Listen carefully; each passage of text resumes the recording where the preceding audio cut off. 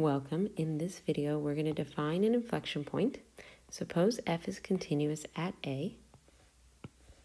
Now this here is my function f. Furthermore, suppose f changes concavity at a. Let's see if we can figure this out visually. Well, here, f is clearly concave down. And then something happens. It looks concave up. So I'm going to say this point here, and this is just an estimate, is A. That tells me that this point here is f of A, and there is my inflection point. So that point, A, comma, f of A, is called the inflection point of f. In other words, inflection points occur when f changes concavity. Now let's explore a little more.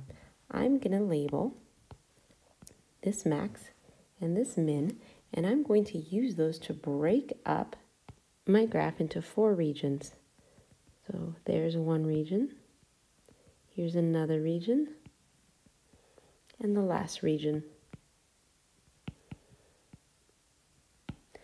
Now that we've broken up our graph into 4 regions, let's label this point B, and let's label this point C. Now, I'm going to walk you through very carefully and closely to everything happening in this region.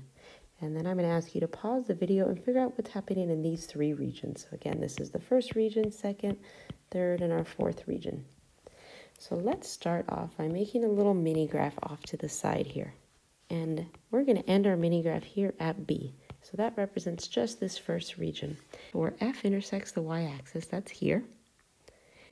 My tangent line is fairly steep. And if you notice, as I get closer and closer to that maximum, the tangent line becomes less steep until it eventually becomes 0. So what does that tell me about f prime? I know f prime intersects the x-axis here at B, and I know it's at its most positive here at the y-intercept. So f prime looks like this between the y-intercept and B. What does that tell me about f double prime?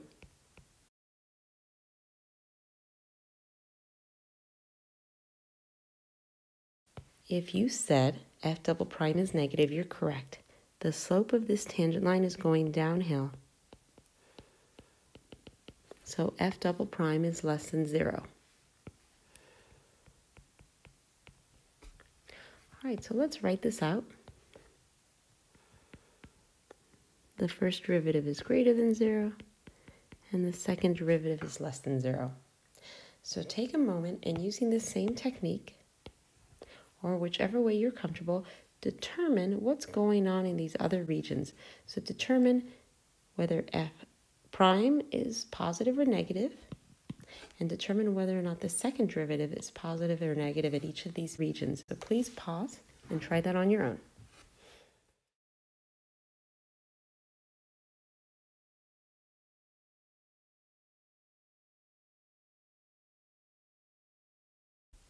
You should have figured out that our first derivative is negative in here and here. So the tangent line starts at 0 here, and then it just goes downhill all the way until it's 0 again. And then after C, the tangent line starts going uphill, so I know my first derivative is positive.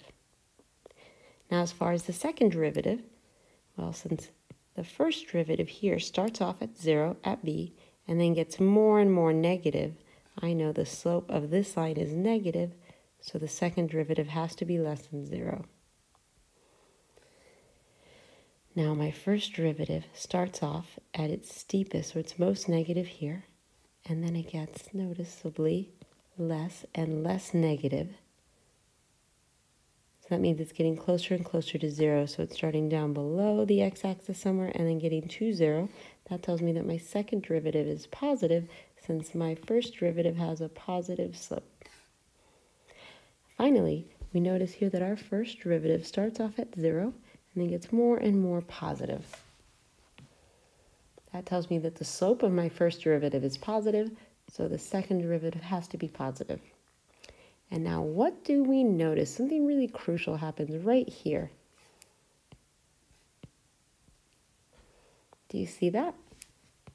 The second derivative goes from negative to positive. So a good way to find inflection points is find the point where the second derivative changes signs.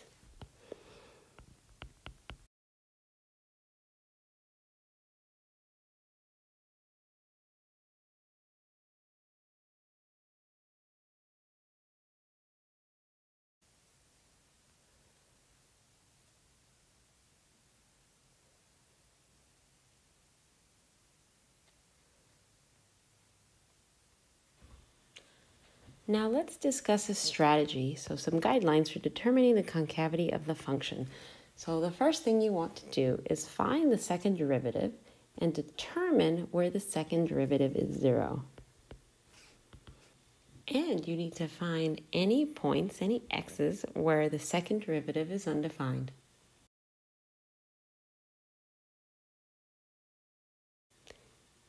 Step 2, you're going to use these points, these values, to break up the real number line into different regions.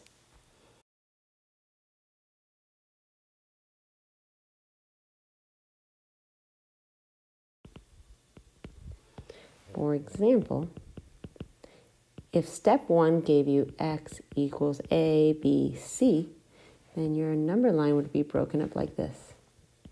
A, B, C, and you'd have region 1 here, region 2,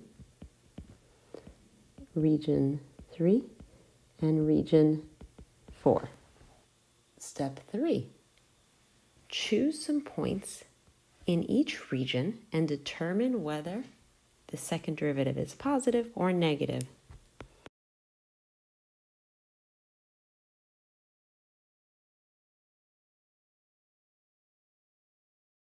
So if we're sticking to our little example with a number line above, you'd want to figure out if f double prime is greater than 0 or less than 0 in each of these regions. And you do that by picking some number here, here, here, and here. Step 4, if the second derivative is positive, that interval is concave up. If the second derivative is negative, that interval is concave down.